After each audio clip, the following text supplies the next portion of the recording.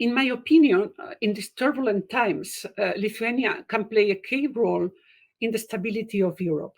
And I would say that this country, small in size, but great in determination and vision, is already playing that role by defending the cause of democracy and freedom in its neighbor countries. This conference is devoted to the relationship between Lithuania and Russia. And this relationship today is under the influence of what I would call the Ukrainian and Belarusian factors. Let me be, Let me be direct. We have a new front line in Europe, and this front line runs along Belarus and Ukraine. The cases are different. Belarus is ruled by a dictator who depends on Russian support. Ukraine is a weak democracy threatened by an expansionist power. Today, we have two parallel but different, even opposite, dangerous erosion processes. One in Belarus affects the dictatorship, and another in Ukraine affects democracy. Those two processes, in turn, are affecting the European Union and mainly the Eastern members of this organization. Nobody knows what the results of this parallel process at the border of the European Union will be. But the statements made by Russian leaders during the last few months have provoked unease about the future. The Russian leadership, who in 2014 took advantage of the internal Ukrainian crisis to annex Crimea, does not hide its intention to seize most of the Ukrainian territory. I am not drifting away of my subject, which is the relationship between Lithuania and Russia.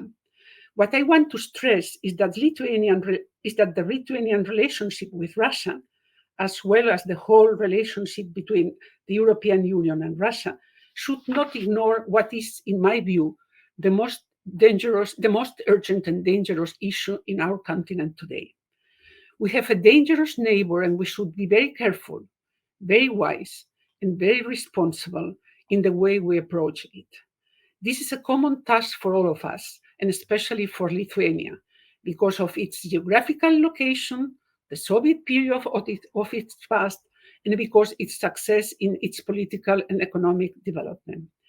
Leaving aside the European Union sanctions towards Russia, some countries in Europe are more sensitive and critical than others in dealing with Moscow. It is often said that closer neighbors like the Baltic states or Poland are more distrustful of Russia than more distant ones like Italy, Spain, or France.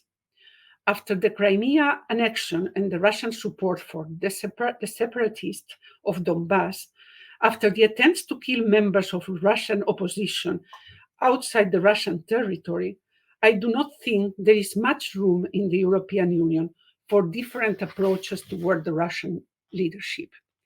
Countries in Western and South Europe have to acknowledge that close neighbors of Russia know better what it is to suffer a Russian aggression and occupation, and they should draw conclusions from it and learn from you.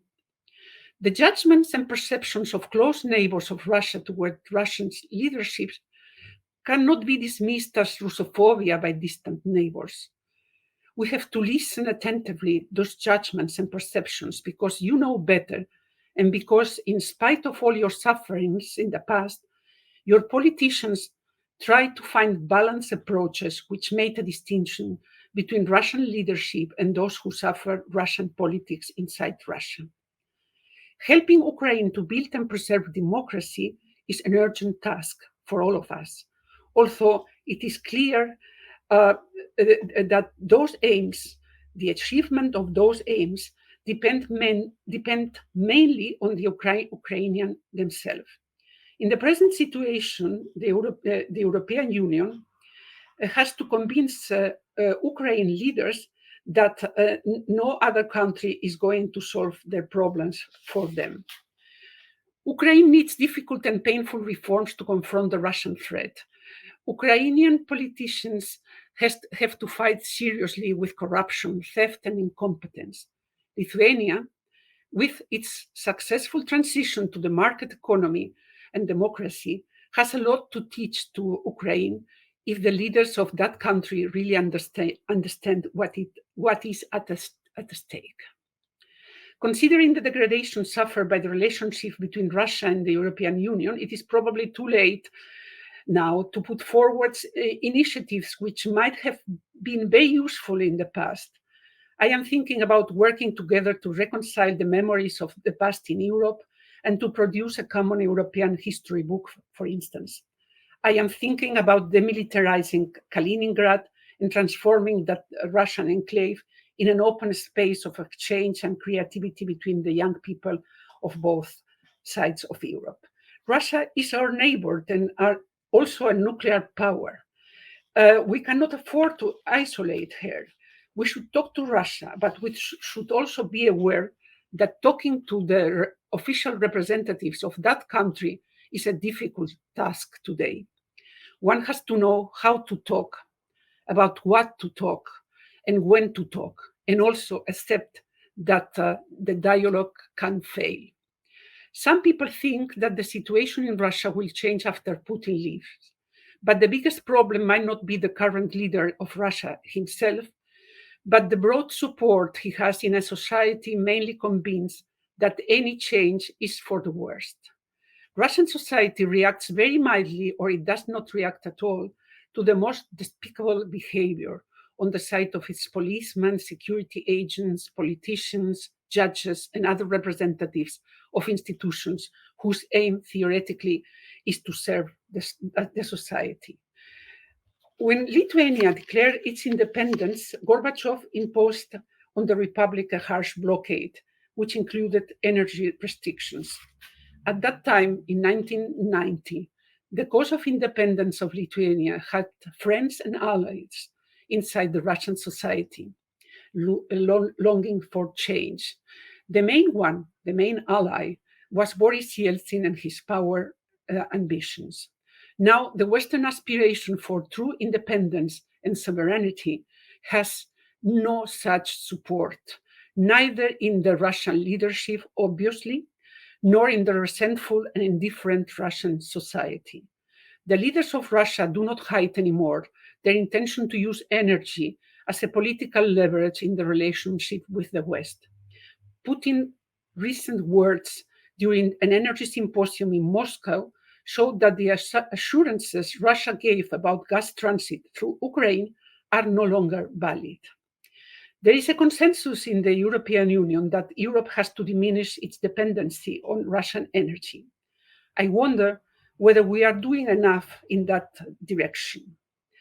And I wonder also whether the Ignalina nuclear power plant dismantlement, one of the conditions for Lithuania to join the European Union, has been carried out according with a realistic vision of the future. And I wonder whether this process of dismantlement will be studied by analysts as one of these inconsistent Western decisions for which nobody is held responsible when they fail or prove to be wrong. The time after Putin might be still more difficult than this time with him in power.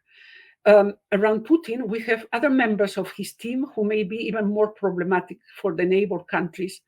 And that is one of the reasons alleged by people of democratic origins working now still at the Kremlin in order to support the amendments of the constitution which allow Putin to compete for the presidency till 2036. In the meanwhile, while Putin is still there, I think Lithuania is playing an important humanitarian role and doing a lot for a future free and democratic Russia and a democratic Belarus also.